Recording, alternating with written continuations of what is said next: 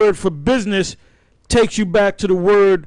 They don't give you the Greek translation. It takes you back to the word for diligence. All right? All right, go ahead. Luke 2:49. And he said unto them, how is it that you sought me? Wish ye not that I must be about my Father's business? And they understood not the saying which he spake unto them. And he went down with them and came to Nazareth and was subject unto them. But his mother kept all these things in her heart. And Yahushua increased in wisdom and stature and in favor with the Most High and man. Right, so he was diligent because he had left his parents, man. And they were worried about him, but where was he? He was dealing with them lawyers. Why? Because of that diligence that he had in his spirit, all right? That's why he made the statement that he made. All right, go ahead. This is Luke chapter 19, verse 12. He said, therefore, a certain nobleman went into a far country to receive himself a kingdom and to return. And he called his 10 servants and delivered them 10 pounds and said unto them, occupy till I come. Right. Now look up that word in the blue letter. Luke 19:13. It says occupy. Let's see what that word says.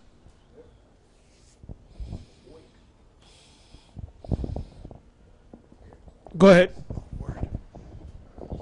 Okay, Luke 19:13. The word there is occupy. I'm going to look it up in the Greek. Pragmatiomi.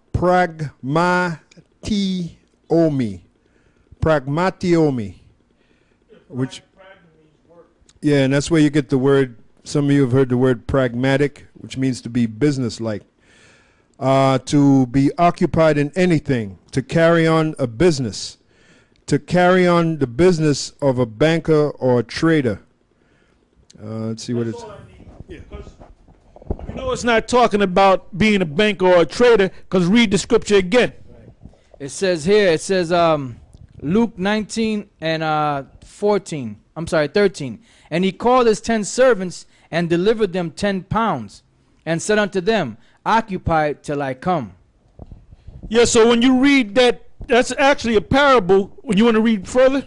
I can. It says, but his citizens hated him and sent a message after him, saying, we will not have this man to reign over us.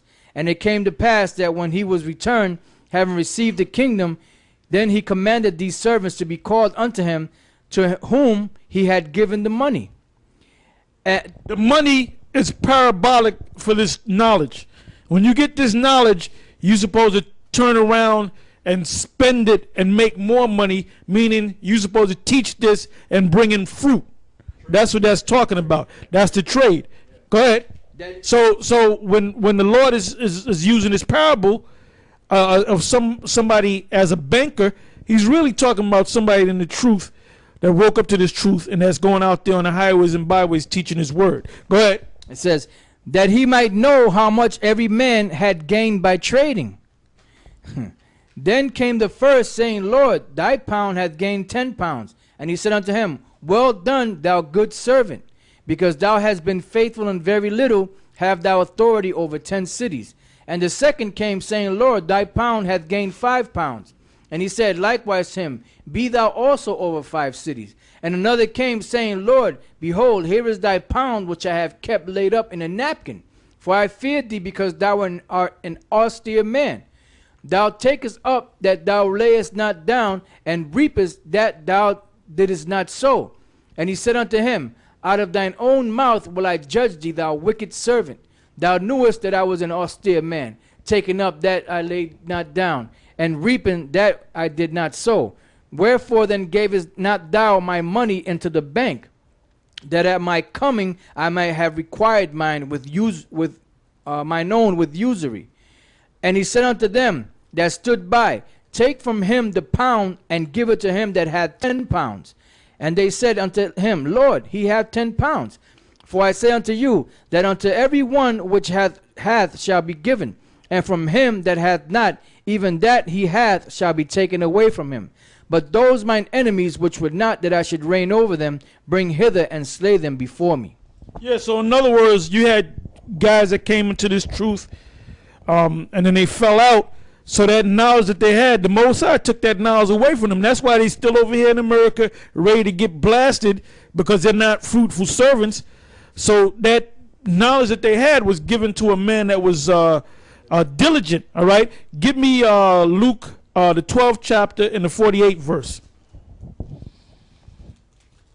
Because you got jakes out there that think that this is a joke. We're dead serious about this thing.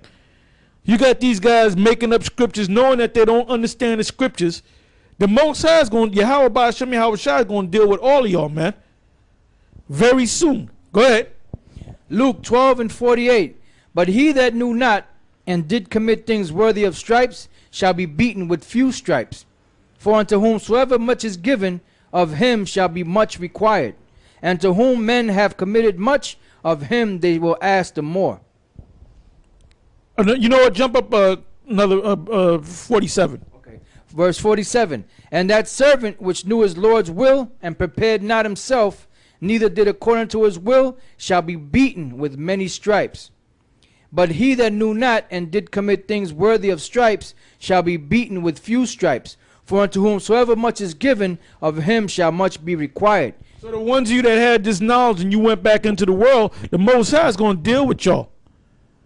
Lahab trying to come back talking about he going to bring the camps back in order, and made a 14-part series video, and he hasn't made no videos. You can't make comments on his board.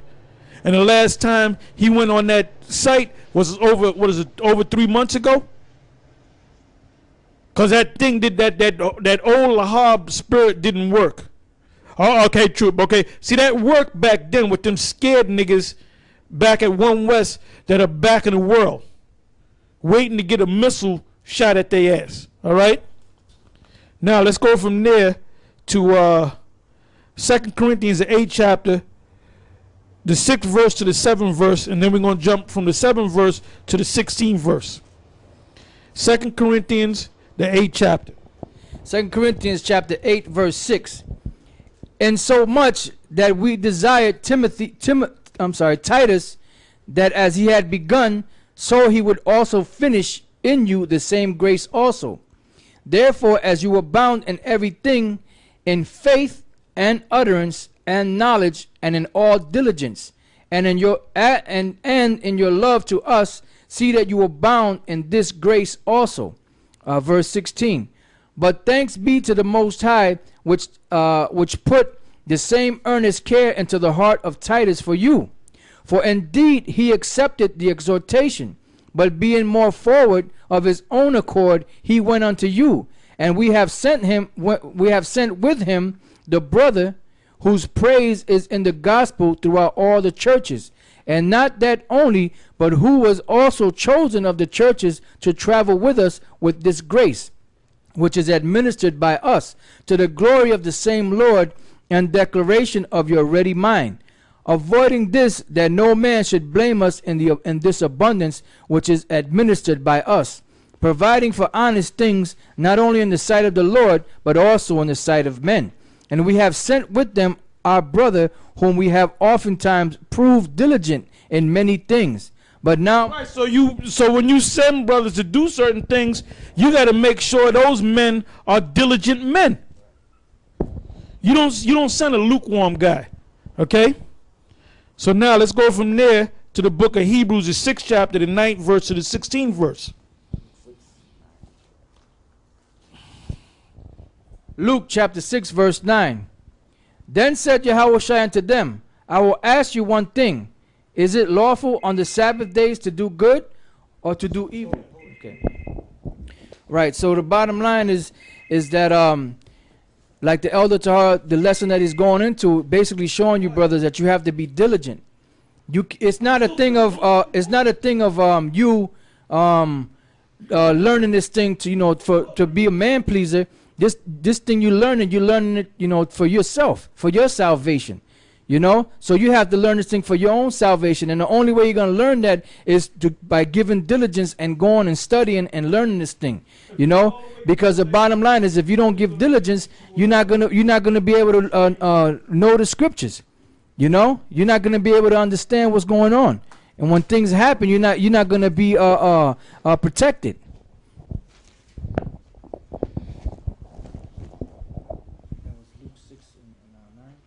Yeah, go speak, brother.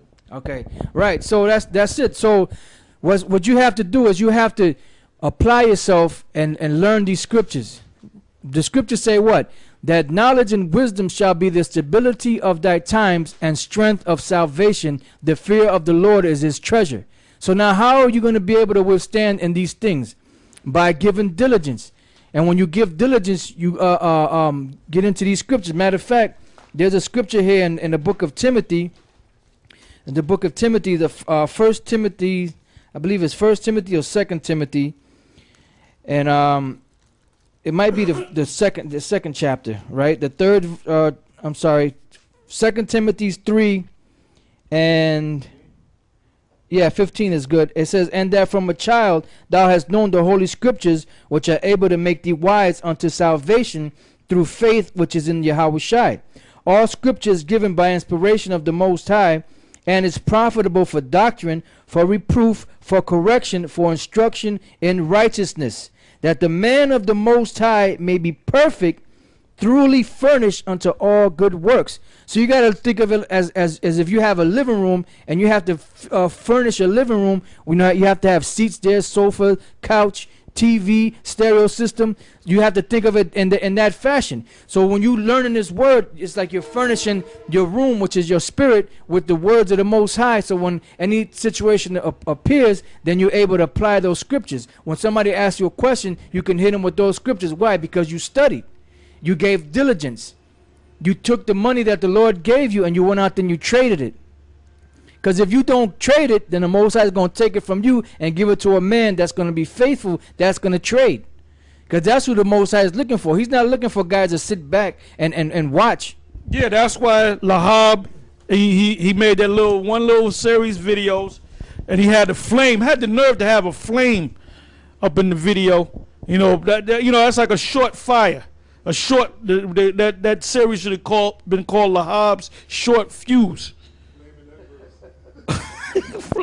Yeah, like there was a steakhouse called the Flaming Embers. That's him, man. He used to take a sparkler. You know, he's a sparkler, man. You light that shit on fire, the shit sparkles bright and everybody goes, ooh, wow. Then all of a sudden the shit just stops. Just like him. That's the Flaming Amber, you know? So all them guys that fell off, I know y'all be watching us on YouTube or wherever. Y'all know about us. Y'all heard about us, man. Well, you know what? This is for you. We're cutting your ass because your ass ain't right, man. And you didn't complete the work. All right. You didn't complete the job. Okay. Yeah. Yeah. This is a scripture to add to Elder Ramlab, what he read in scripture that he read. 2 Timothy. Yeah, he read 2 Timothy 3 and 15. This is to add to it. 2 Timothy. I'm sorry. 2 Timothy 2 and 5. And if a man also strive for masteries, yet is he not crowned, except he strive lawfully. Right. So that the mastery, how do you get the mastery? You have to train. Like when you have these so-called Olympics, or you have the basketball, the playoffs, right? You know, and you have different like events out there. You have to what? You have to train. You know, so that's the same thing with the scriptures. You have to apply that same. You got to think of it like this. You know, you have to. I hate to use this term, but you have to exercise mental calisthenics. You know, not just in your body. I mean, if you work out, you know, bodily exercise profit little, but it does profit. But you have to work out your spiritual mind, the mental calisthenics. You know, so that's why you have to get into these scriptures and learn them so that you can be prepared.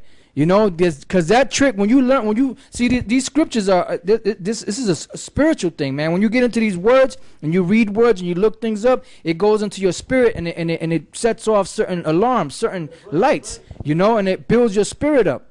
You know, so that when anybody comes up, when they come up and they ask you a certain question, you might have just studied the thing last night. You know, sometimes you can't sleep. You know, you say, well, let me take a look at some of these things that I've had on my mind. Or you might have a question about a certain scripture. You'll go over it.